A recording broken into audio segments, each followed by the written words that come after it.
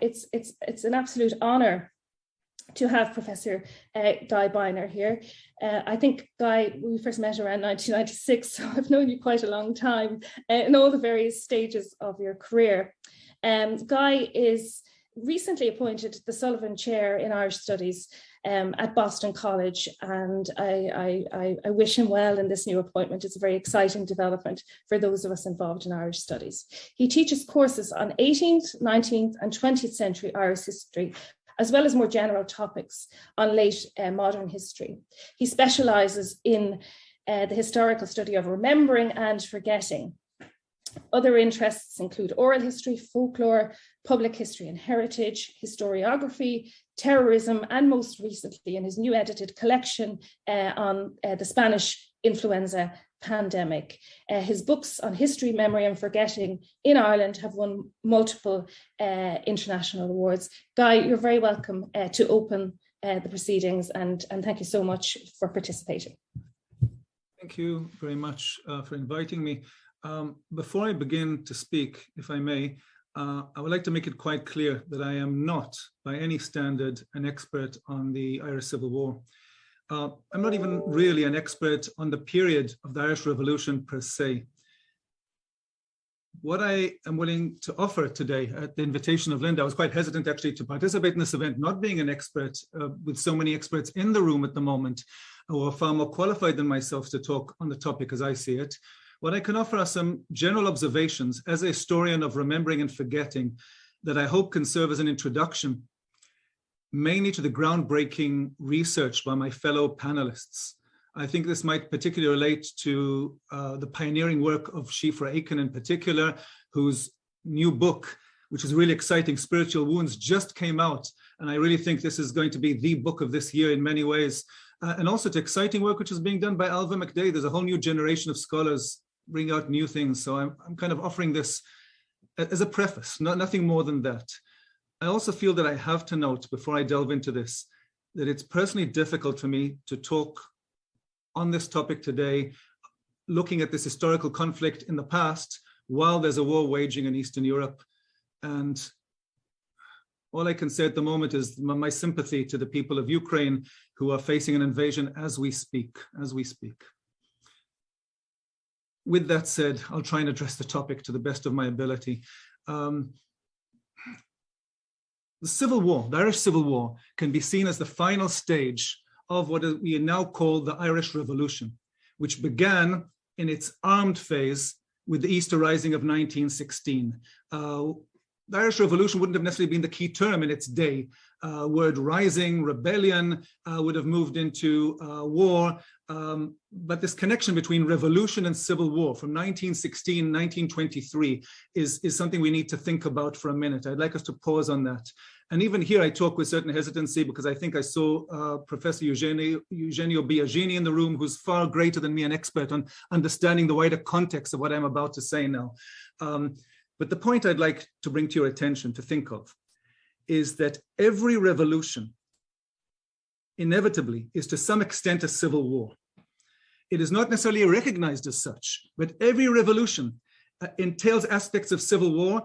And even if these are implicit, in some cases, it results in an explicit civil war. And this is even true for the paradigmatic revolutions we think of in history. It's true for the French Revolution, rarely talked about as a civil war, but was a civil war. One only needs to look at the Vendée or the Chouannerie. And of course, the Russian Revolution, which ended in civil war. So we've got to think about that.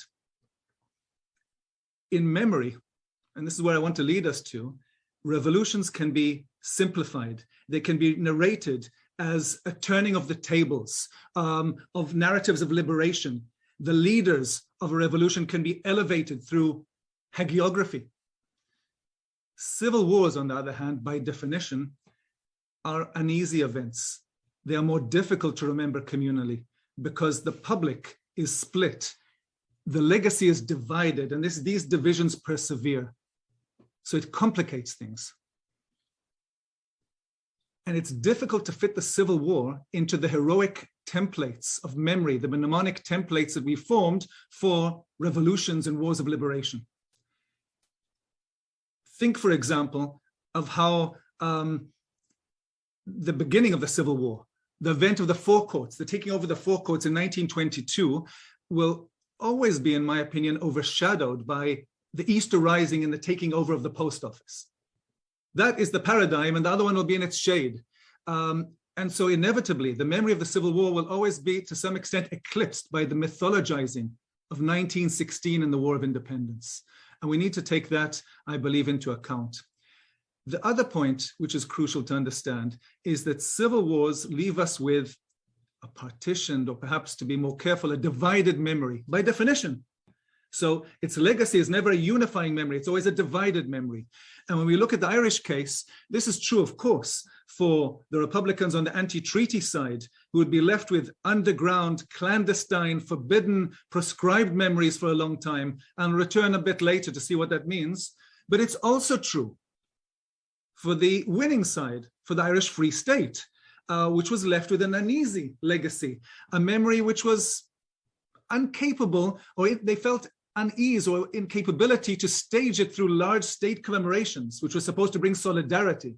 For that, I'd refer people to the classic work of Anne Dolan on commemorating the Irish Civil War. She shows it quite clearly, these problems of the Irish Free State to deal with the legacy of the Civil War.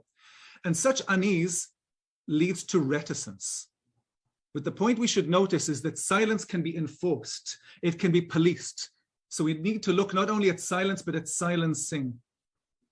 And silencing can also come from within. Another point I'd like to raise as a theme for us to think of is the theme of revolution and disillusion, and how the two always work in tandem. For those who have read, for example, Roy Foster's fabulous Vivid Faces, you'll notice that some people had a bad Easter 1916. It wasn't all glorious for everybody. That's even truer, I think, in many aspects of the Black and Tan War, the War of Independence. But for the Civil War, it's particularly clear. And if one wants to see how the disillusion of the Civil War is documented, one needs to look at the archives of the military service pensions. And this is apparent in Diarmaid Ferreter's riveting book, Between Two Hells, where he shows how many of the veterans of the Civil War faced these post-war hardships, suffering from mental health problems, what we would call today trauma, but was then called nerves, lived in poverty, how families suffered, whether it was the wives or the parents or the children, and how they were subjected to bureaucratic cruelty, and how that intensified in many ways the trauma, this lack of recognition. And this left people with embittered memories, marked by shame or marred by shame, doubts, disappointments. It also led many people to leave, as there was mass immigration in Ireland during these years, but exile. So we're talking in many ways about a transnational memory. It's not just a story in Ireland. The United States of America in particular, where I'm at the moment, I think is crucial to understand this story. The last points I'd like to raise relate to what we might expect, and that's how it's often been phrased, is that all of this embarrassment and unease has led to collective amnesia.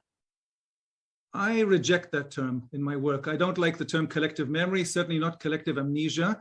And I like to suggest two terms which could be helpful for us and just briefly describe them. I think the works of others in this panel will refer to it much better. The first I would like us to think of is in terms of social forgetting. Rather than a blanket switching off of memory, social forgetting, as I see it, is a constant tension between public silences and muted private recollections that persevere. And this tension sustains memory, which is all the time there. So there's always memories of the Civil War, but always through this tension. To this, I would just add that private remembrance in itself was difficult to express in public. Just take, for example, the case of Professor Owen McNeill, a minister in the Irish Free State, who would participate in commemorations in Leinster House and go to Ballinablagh, but never apparently went, at least not that I know in public, to visit the cross at Benbulben of his own son who died in the Civil War, fighting on the opposite side. And he kept his grief always private. Or Sean Lamass, for that example, just to give prominent examples of politicians who always remained silent, to the best of my knowledge, in public. Schiefer could correct me on this, refusing to talk about the killing of his brother, Noel. These are just some examples. Now, social forgetting on the one hand, but there's another dynamic, and Schiefer is the expert on this, and that is cultural forgetting, What do I mean by cultural forgetting? Again, it's not that there wasn't writing about the Civil War. There was a lot of writing about the Civil War. It was marginalized. It was excluded from the literary canon repeatedly. And that's what we've got to think about. So I'll leave others to comment on it, just leaving it there, but I'll say that we're talking about silence. We're talking about reticence. We're talking about silencing, but we're also talking about silence breaking. And therefore, it's appropriate that this roundtable is happening exactly in a Center for Gender Studies, because as Linda Connolly, perhaps more than anybody else, has shown, what was often silenced particularly had a gender aspect. Violence against women, first of all, women participation, and then violence against women. John Bogdanova has written about the participation of women and how that was neglected, but also violence against women was often overlooked in a male-dominated historiography. The authoritative formers of the literary canon, people like Sean Fayloin, were predominantly male. The board of the members of the service pensions, for people who applied for a pension, were all male. For many years, the historical establishment was predominantly male. The politicians were predominantly male. So the gatekeepers of public memory were male, and there's a power dynamic at play. To end, because I'm trying to keep this short, I would say, with reference to the contribution of my fellow panelists, I think what we need to do is to read against the grain of history. Isn't that what we always do in history, but particularly now against the grain of historiography? There's a work to be done of rediscovery, which fits our times in many other aspects, to recover these muffled, neglected voices and to disentangle this very difficult history of remembering and forgetting, which is not, as we are often told, a case of straightforward forgetting. And I'll leave it at that.